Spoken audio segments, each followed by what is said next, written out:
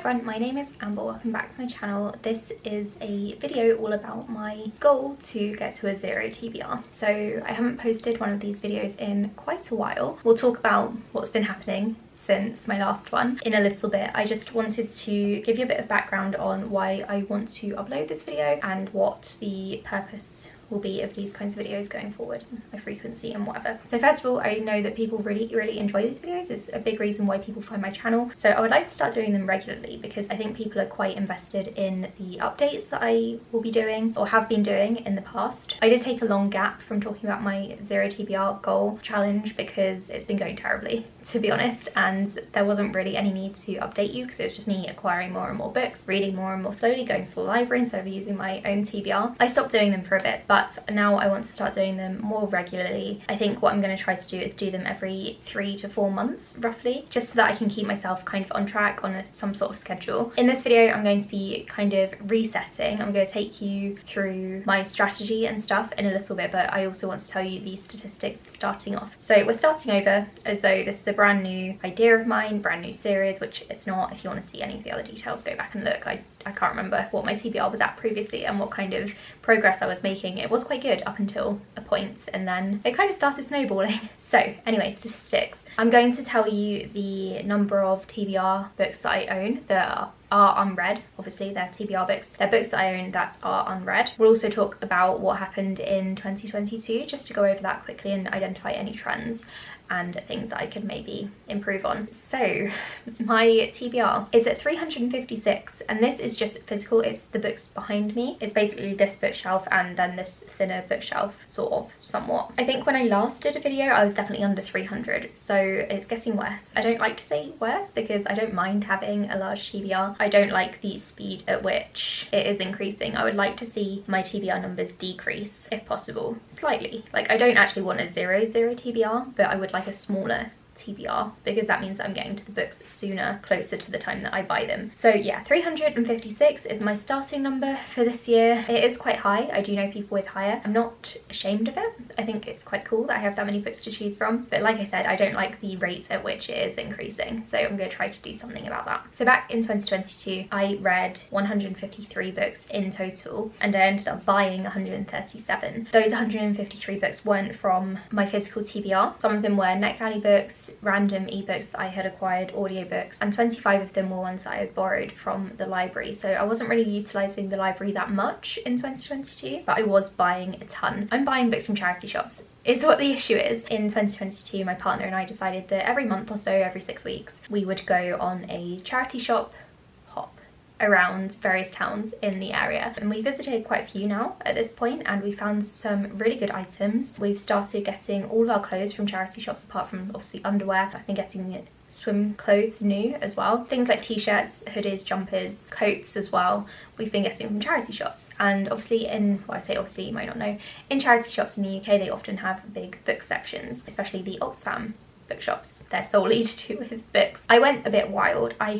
I'm not entirely sure how many of those 137 books were from charity shops, but I would imagine it's at least 70%. I didn't listen to many audiobooks, and I'm not really counting those in my TBR anyway, because my whole thing is I want to reduce this TBR pile behind me so that I have space for new books, because a lot of these have been sitting there for years. So I'm not counting audiobooks on my TBR. My NetGalley TBR is also really high, but because it's just on my Kindle, I can't really see them, so it's not a massive deal to me. This series is mainly going to be focused on physical books, and then if I am successful then maybe we can move on to audio and ebook after that. So talking about strategy and any trends that I have noticed, obviously like I said, charity shops are the problem. Going forwards this year, something that we're already doing is cutting back on the amount of times we go to charity shops. We don't really need to at the moment. We've got enough clothes and things to keep us going. We've got no pressing need to visit charity shops. It's just really nice. It's a really nice thing to do. We can go to a new town, go to a cafe there, and also go charity shop hopping. So it is something that I've really enjoyed doing. I just don't think we need to do it every single month. I can maybe do it every other month, perhaps, maybe once a quarter or something, and I'll be happy with that. I think my partner will be too. So I've decided that for the most part, if I go to a charity shop and want to get books, then those books have to be from my wish list. So I've got a wish list on Amazon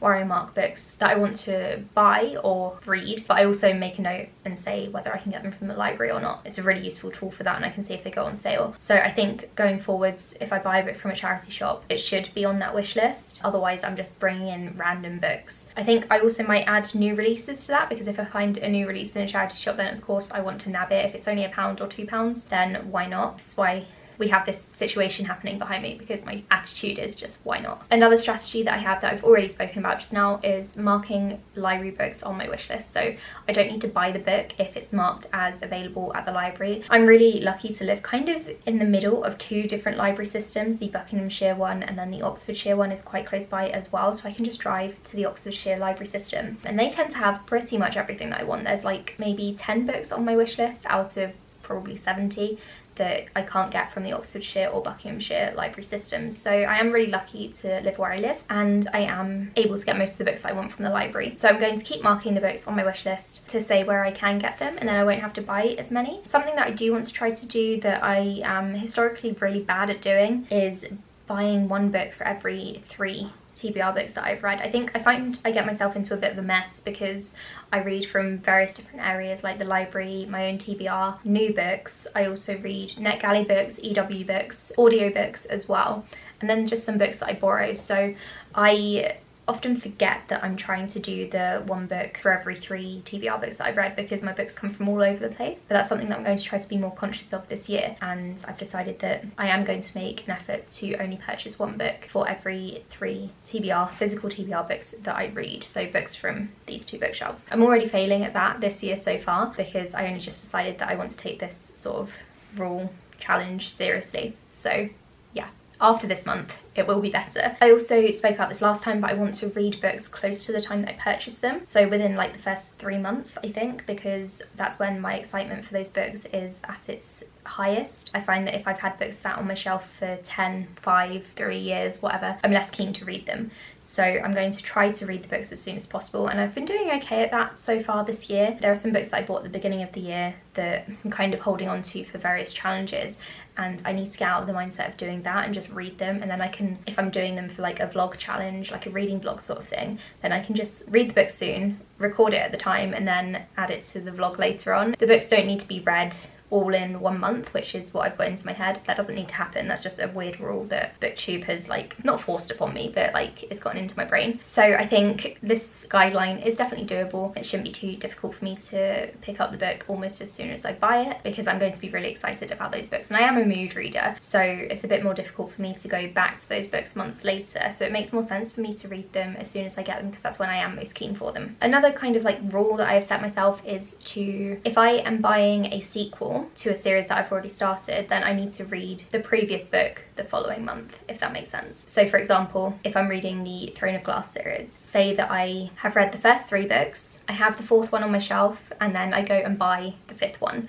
I then have to read the 4th book the next month, because it can't sit there unread. I think I'm also going to implement the rule that if I've read the first 4 books and then I buy the 5th one, I have to read that 5th one the following month. So I have to try to catch up with the series and make an actual effort. Ideally, I wouldn't be buying sequels without having read all of the previous books, but it does happen, so I want to allow myself some room to deal with that, especially if I find the books in the charity shops and they're on my wish list and I've brought them in. I'm not going to pass on a really good deal for a sequel for a series that I am in the middle of and enjoying. So yeah, I'm going to make more of an effort to read sequels, especially if I am buying more and more of them, more and more of the books in the series. Hopefully that made sense. It makes sense in my head. I do want to put an exception to this though. I do run the website Recaptains, which is a book series recapping website where we post book summaries for books. So I often have to buy or acquire books from series that I probably wouldn't pick up by myself, that wouldn't be on my wish list, or I have to get a load at one time because I'm trying to catch up with the series before the sequel releases. Case in point, I'm trying to read through the Plated Prisoner series at the moment, and that's definitely not one that I would pick up by myself. I did manage to find those books from the library, but there are 4 of them out at the moment. The 5th one is coming out soon, and so I went and reserved all of them at once from the library because I have to get through them. If I was buying those for myself, then that would have broken this rule. So I do want to maybe have like 10 Recaptains exceptions for books that I can't get from the library once I am purchasing for myself, because it is a really important hobby for me to do. I like helping people and having the recaps up in time for the sequel to come out. I do want to make an exception there, but I'm going to have like maybe 10 books or series that I do that for, which isn't very many really considering how many that I read. I also think that having regular live streams and sprints will really help. I was doing really well on this last year and then the beginning of this year, and then some stuff happened, so I didn't really want to do live reading sprints. But I think I'm getting back into the mindset where I can start doing that again, which is really exciting because I do really enjoy doing the lives on my channel. My partner and I have actually been doing them like offline together, which has been really fun for both of us, I think, particularly for me, but also him. So that's something that I definitely want to continue this year and get back into this quarter, because I will find it very motivating. And then during those sprints, I'll probably try to only read books from my TBR. So those are sort of my rules. They're all quite like flexible and definitely achievable, I think. I don't think there's anything too out there. Just some observations. I do tend to find non-fiction more difficult. I find a lot of non-fiction books in charity shops that I tend to acquire. You can see them all.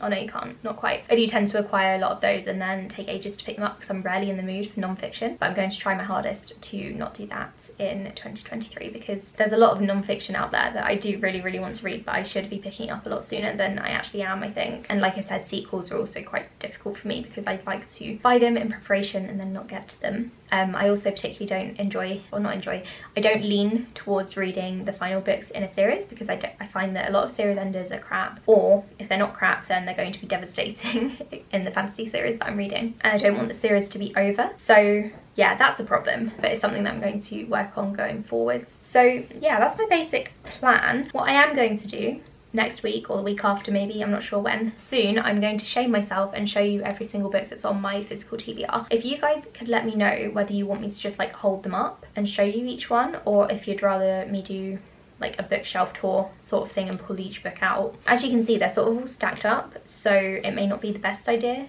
to pull out each one. I'm probably better off holding it up, but let me know which one you prefer. So yeah, that's my video. Wish me luck with this challenge. Let me know in the comments below if you're trying to achieve a 0 TBR. Like I said, I'm not entirely, but I would like to reduce the amount of books on my physical TBR. Let me know what number your TBR is at as well, because I would love to know. Thank you so much for watching. I'll speak to you in the next video. Bye!